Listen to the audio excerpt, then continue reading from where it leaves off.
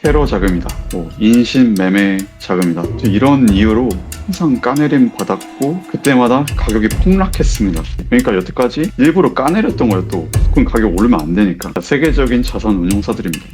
이 블랙록이 다루는 자산의 5%만 이용하면 삼성전자를 그냥 살 수 있어요. 가장 강력한 내러티브일 수 있겠다는 생각을 갖고 있어요. 비트코인 가격에 직접적인 영향을 미친다는 거죠.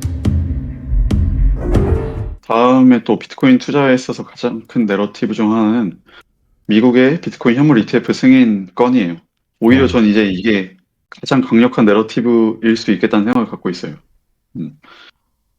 여기서 또 중요한 단어는 현물이거든요. 약간 선물은 이미 승인됐었어요. 선물 ETF인가 선물 시장은 이미 승인됐었는데 네. 현물 ETF가 승인된 게 되게 중요합니다.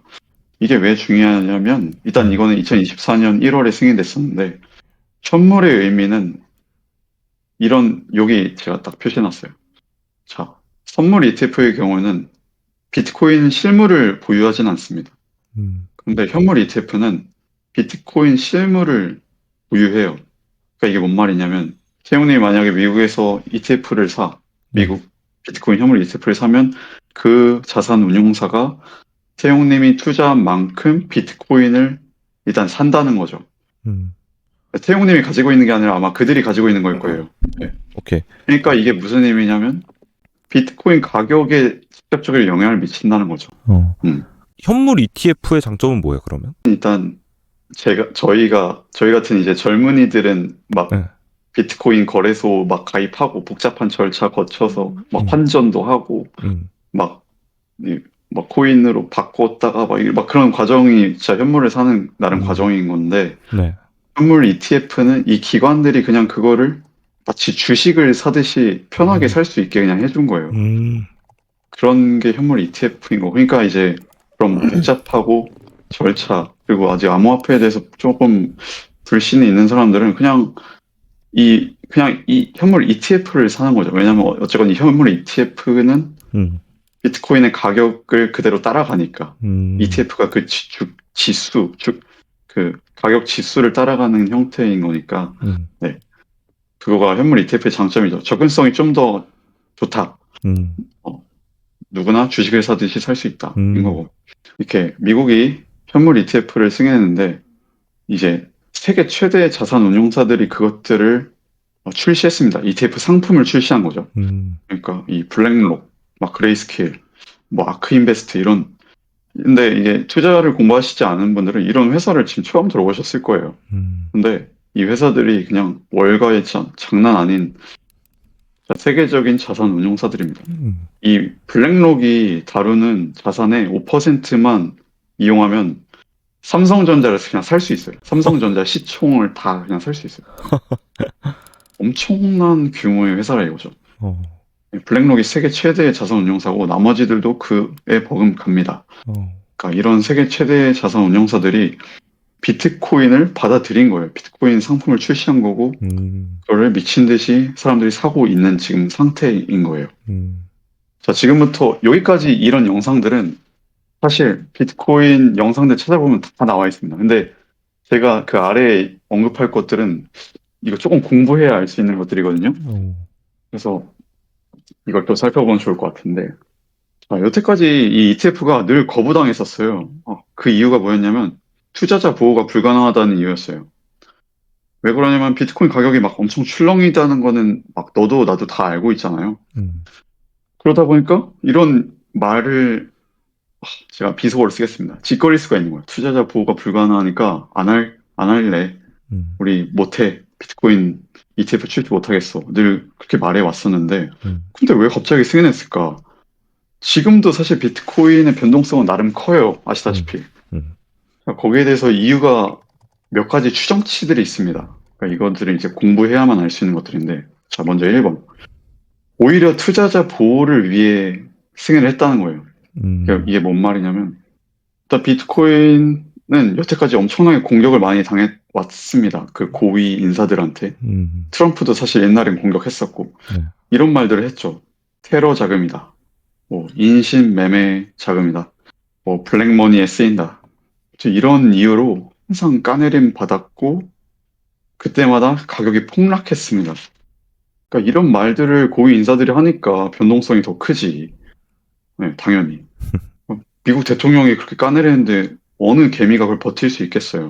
음, 그래서 막 그랬는데 이게 재밌는 게 뭐냐면 ETF라는 걸 출시하고 ETF를 한번 거쳐간 비트코인은 음, 영원히 추적이 된다고 해요. 음, 그게 왜냐면 당연한 것 같긴 해요. 왜냐면 어쨌건 ETF 출시하면 어떤 그 기관의 지갑으로 코인이 들어올 거 아니에요. 네, 그럼 일단 그 지갑으로부터 어디로 나갔는지가 다 그 투명하게 공개가 되거든요. 음, 비트코인은 그런 특성이 있잖아요. 네, 그렇기 때문에 추적이 된다는 것 같고, 음, 그렇기 때문에 오히려 이런 테러나 블랙머니로 쓰이지 않게 하기 위해선 ETF로서 이렇게 세상 안으로 더 들여야 되고, 음, 추적이 되도록 해야 된다. 오히려 투자자 보호를 위해서는 ETF로 품어야 된다라는 그런 이야기가 일단 있습니다. 음, 그 다음, 불멸의 코인이라고 제가 이름을 적어놨는데, 그러니까, 여태까지 수없이 까내려 왔는데 안 죽었잖아요, 비트코인. 네, 비트코인 차트 보면 알아요. 음, 그냥 미친 듯이 막 하락해도 음, 다시 그 가격을 회복하고 오히려 그 이상을 가고 있죠, 늘. 음, 그러다가 지금, 어, 한화로는 1억이 넘었고, 넘은 지 오래고, 달러로 10만 달러도 막 왔다 갔다 하고 있습니다. 음, 그러다 보니까 이제 어떤 이야기가 나오냐면, 이거, 야, 달러 패권을 위협하는 거 아니야? 라고 생각할 수 있어요. 미국 입장에선. 그 비트코인 아무리 내가 죽이려고 했는데 절대 안 죽더라. 오히려 계속 더 커지고 있다. 음, 음.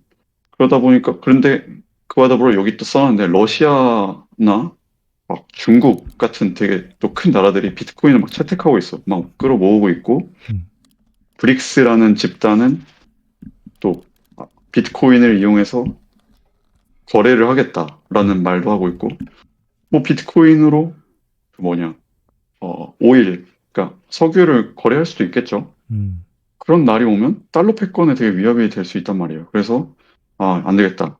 야, 우리도 비트코인을 모아야겠다.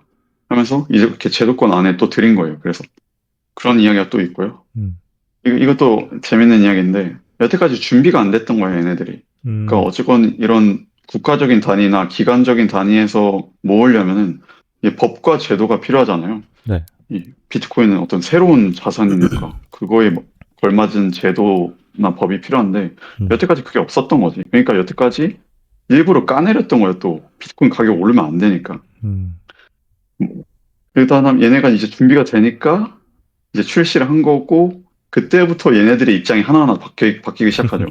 대표적으로 트럼프도 비트코인을 엄청나게 칭송하고 있고 음, 블랙록 CEO도 마찬가지입니다. 옛날엔 비트코인 까내렸었는데 지금은 인터내셔널 어셋이다 하면서 되게 유망한 자산이다라고 막 말하고 다니고 있고요. 얘네들 다 CEO들 다 똑같습니다. 네.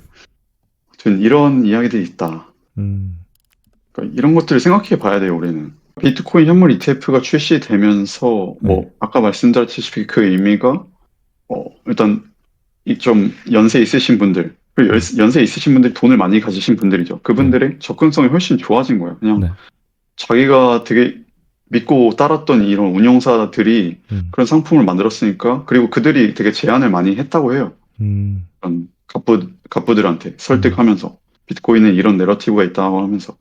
그래서 그들이 자산의 일부분을 포트폴리오로서 비트코인을 채택하고 있는 상태고, 음, 그러다 보니까 현물 ETF의 수요가 증가한 거고, 그들은 그 수요가 증가했다는 건 비트코인을 얘네가 직접 산다는 걸 의미한 거니까 음, 수요 충격이 발생한 거죠. 음, 그러니까 반감기에서는 공급 충격이 있었다 하면 음, ETF에서는 수요 충격이 발생한 거니까 가격 음, 상승의 강력한 내러티브다.